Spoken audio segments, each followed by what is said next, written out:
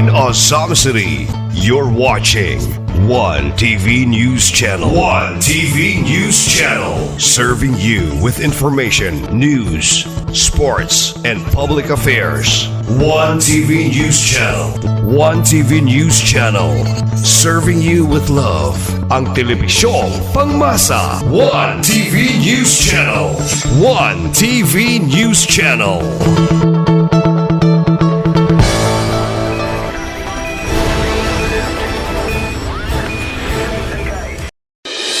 Oras na aron masayod tas mga nagunang mga balita ug mga labas nga mga impormasyon. Aniya na ang One TV News Break. One TV News Break. Kauban si Johnny Tome. Magadalit ka nato sa mga nagunang mga balita, sulod ug gawas sa atong dakbayan, mga nagpugasi nga mga issues ug mga nagbagang impormasyon. One TV News Break. One TV News Break. Kauban si Johnny Tome ug karon aniya na ang inyong anchorman Johnny Tome alang sa One TV News Break. News Break.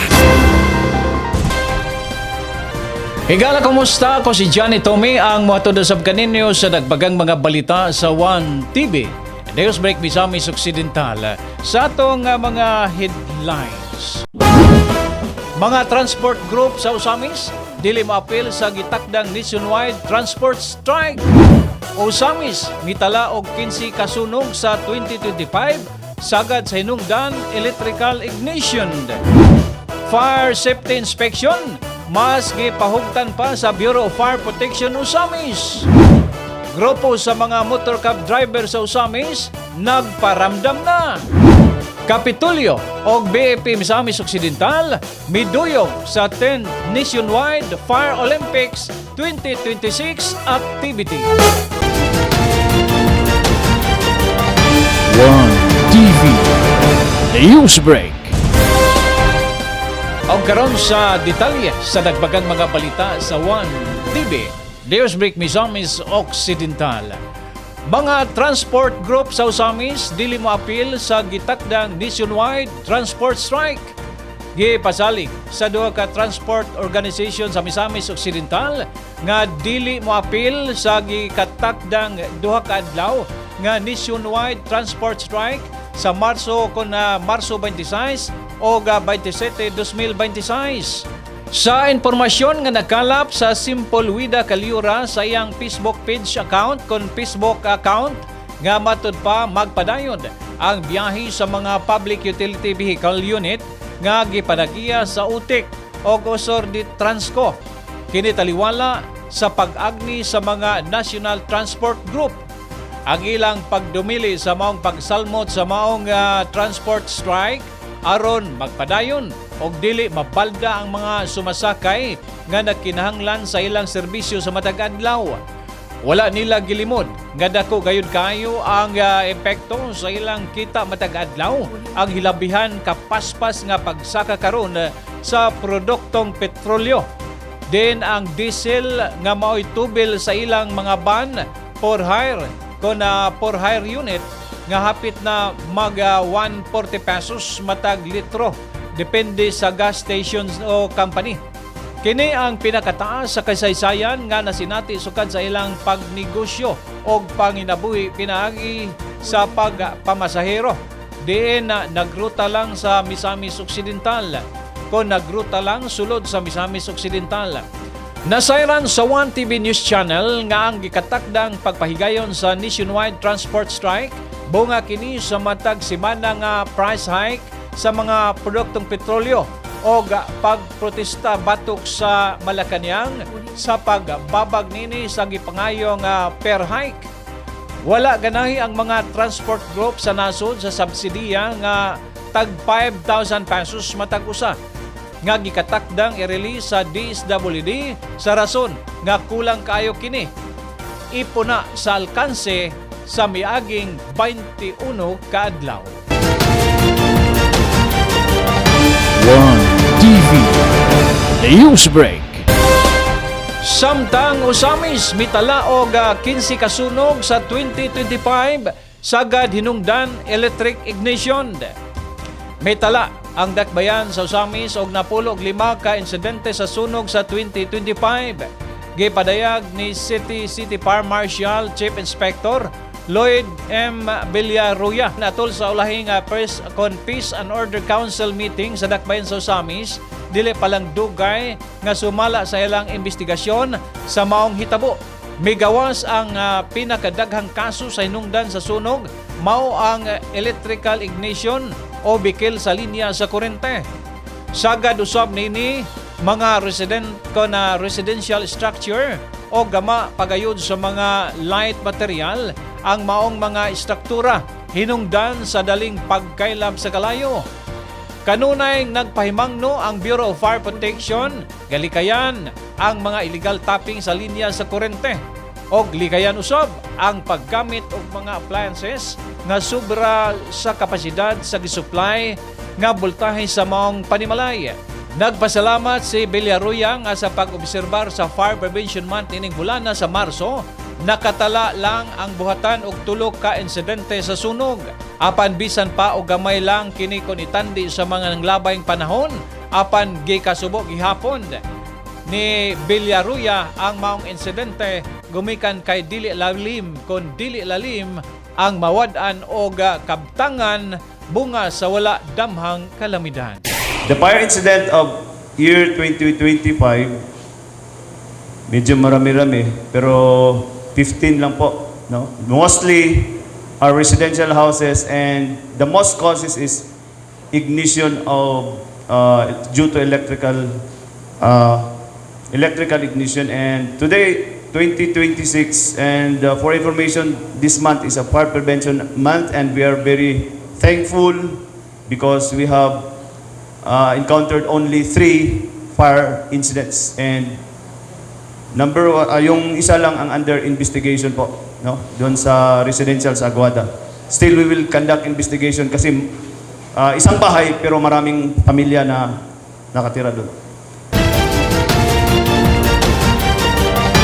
One TV News Break. Fire safety inspection mas gipahugtan pa sa Bureau of Fire Protection Usamis. Mas gidoble pa karon sa mga personnel sa Bureau of Fire Protection Usamis ang operasyon sa fire safety inspection. Kini base usab sa direkta sa kalihim karon sa Department of Interior and Local Government kon DILG.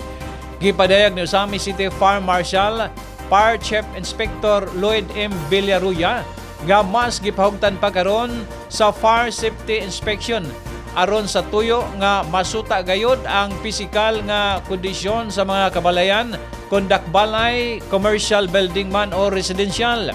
Importante kayo nga kanunay mahinumduman ang mga tag-iya og mga user sa maong dakbalay ang emergency fire exit og ang pagbaton og kasaligan nga fire extinguisher aron masanta ang posibleng halapad nga sunog.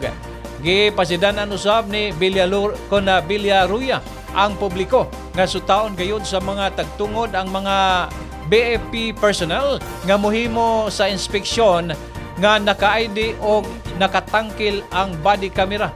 Og kon kini nga himan wala sa lawas sa inspection team, mahimong dili pasudlon. Bawal usab sa inspection team ang morekomendar og produkto og dealer sa fire extinguisher.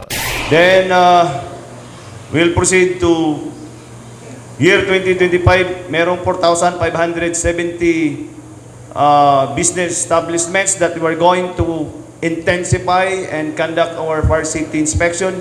And I would like to inform this council, Mr. Chair, that the BEP is very strict, very stringent, and we will intensify the conduct of fire safety inspection kasi talagang we are very friend of our Secretary Remulla, sir, Your Honor. Meaning, siya po ang kailangan ng, binigyan kami ng command na we have to intensify the conduct of fire safety inspection. I would like to inform this council that any member of the BEP na nagkakandak ng inspection na walang body cam, dapat dili ipasulod sa inyong establishment, especially business establishment. Dapat may ID na taga Usamis City Fire Station kasi marami ding impostor na gapamaligya o extinguisher. ang kasagara ra ba pasangilan ang bumbiro. Okay, so hopefully i-raise na namo ang mind, especially the people of Zamis, that wala na bumbiro nga mamaligyag fire extinguisher. But we have to recommend that in every establishment, whether private or public, there must have your own fire extinguishers and even your own vehicle.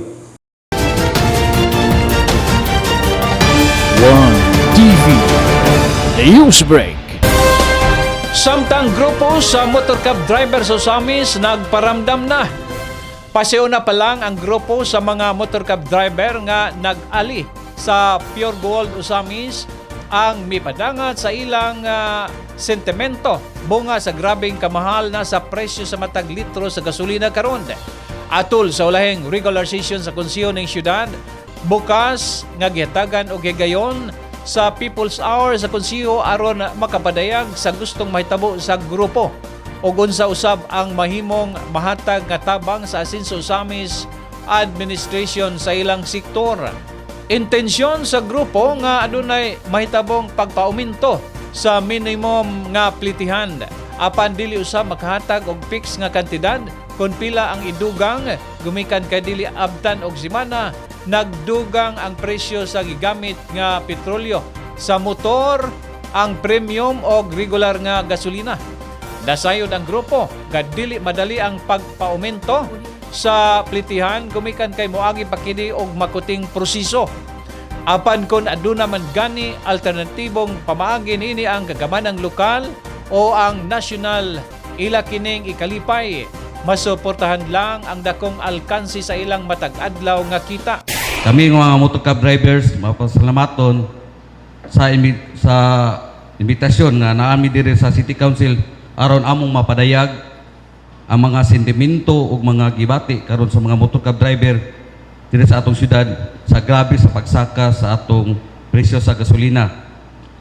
Ang una nini nga kabalaka sa mga driver mao ning mga sumunod, Madam Chair. Una, kabalaka kanus-a maundang kaniyang pagsaka sa gasolina.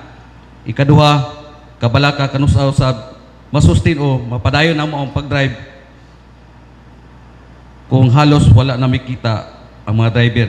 Kabalaka kung ikatulo, kabalaka kung magpadayon kining krisis, posibleng dagan ang mga mawadan sa pagdrive o ma-displace.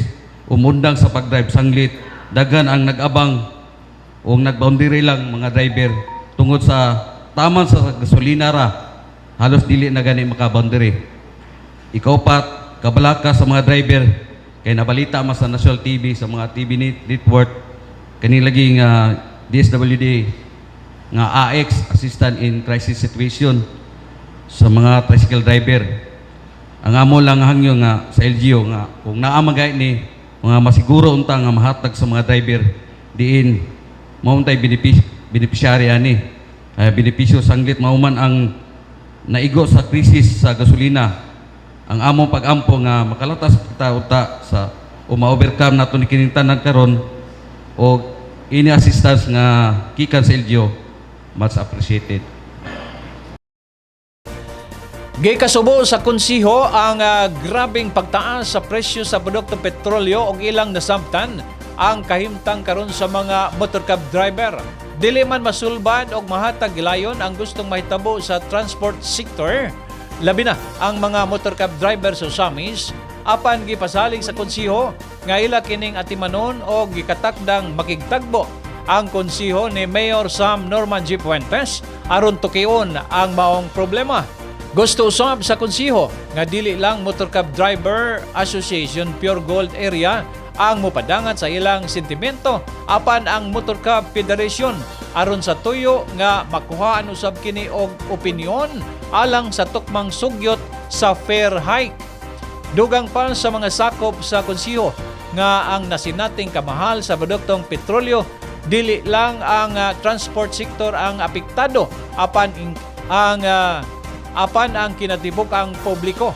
Yan sa tuabod sa lokal, ako nakita nga sa atong Northern Mindanao, usamin sa pang pinakataas na igamay katikala kay sa unang pag-ining usamin sa taas ang ato silina kumpara sa neighboring municipalities and cities, masa to sa Bukidnon nakita na mo itong mga simana mga 101, 103 no sa tuwa dako na kayo taas na no abot nag 108, 110 so makabala ka kayo ni Honorable Sir, but this is a balancing act kay ang gusto na karon nagtaas wala mo ubos kada adlaw kataas niya wa ta masayod kung unsay mahitabo ani ahata mo ang tason sakto ang kablaka ni Sendin na nablaka siya nga taas sige kay wala pa klaro kung nasa mahunong ang taas. Atong nadungog, Madam Chair, ang hingalo problema sa atong motor cab drivers. Dili biya lalim ang ilang gibati, Madam Chair, tungod kay pila na kaadlaw ang nilabay. Dayon wa pa'y subsidy sa atoa. Dayon wa pa'y balita kano sa mo subsides ang mga problema. So what needs to be done, Madam Chair, is siguro atong masabot-sabotan dayon atong ipaabot ni Mayor para at least ma-address madlang ang ilang problema kay luoy pud in town kayo. Uyon po ko sa gingon ni Honorable Sancho nga atong hangyoon ato ang halandong mayor nga ato na yung tutukan sad ang pagpa-increase sa ato ang plitihan tungod maski sa ko asad nabati pod nako nga lisod gyud pod kaayo sila sa ilahang pagpanginabuhi and makita na gyud pod nato ang traffic karon medyo na minus-minus and sa even sa market, Madam Chair, wala na kayo ipalit tungod wala naghinay gyud ang ilahang pagpanginabuhi karon. One TV News Break. Samtang Kapitolyo o BFP Misamis Occidental miduyog sa 10th Nationwide Fire Olympics 2026 activity. Malampusong ipahigayon niadtong Martes, Marso 24 ang ikanapulo nga National Fire Olympics 2026 dito sa Misamis Occidental Provincial Athletics Complex kon Mupak, Arquetas City. Uban sa tema nga bombero, alagad ng kaligtasan, kasangga sa asinso ng bayan.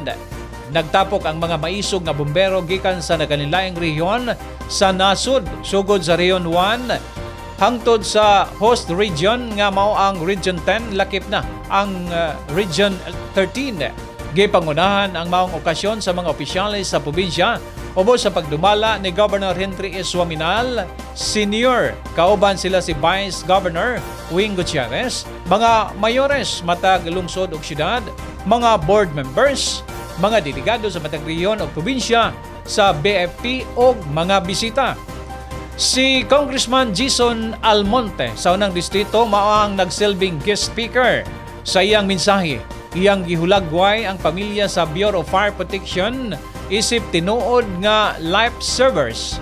Iyang gipadayag nga dili makabot ang tiduod nga asenso kun wala ang seguridad o kaluwasan nga gihatag sa mga bombero.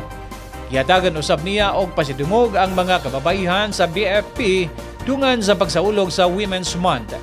Maniton usab nga gidawat ni Mayor Lemuel Merrick Acosta ang mga contingent sa dakbayan sa Orqueta. Iyang gidapit ang mga partisipante nga dili lang makigtigi sa kahanas kundi tilawan usab ang mga lokal nga lamiang pagkaon sama sa lumayagan, mga sinugba o halang-halang. Ang programa gisugdan pinagi sa usa ka mabulukon nga Parade of Contingents. Gisugdan kon ini sa invocation ni Reverend Father Randy Baluso o ang oath of sportsmanship nga gipanguluhan ni Police Chief Superintendent Robert Pasis. Formal nga gideklarar ang pag-abli sa kompetisyon ni Police Chief Superintendent Wilberto Riconel E. Quan Chu.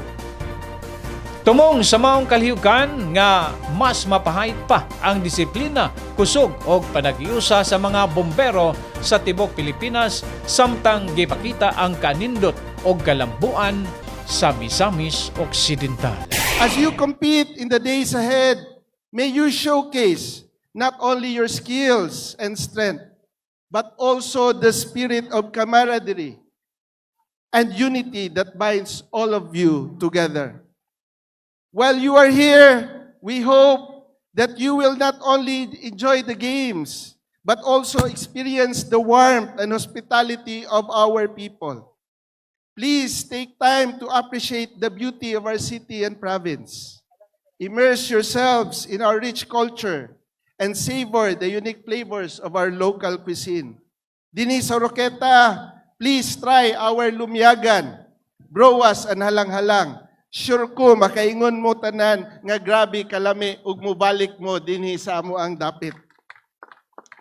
Ang among mga kaigsuunang misamis nun, maayong buntag sa atong tanan. Today, here in the beautiful city of Oroqueta, we gather for the annual Bureau of Fire Protection National Fire Olympic. This 10th NFO is a celebration of skill, discipline, and a courageous spirit of our firefighters.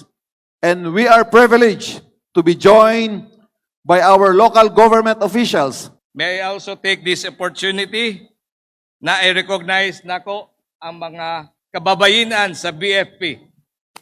We are celebrating the Women's Month of March.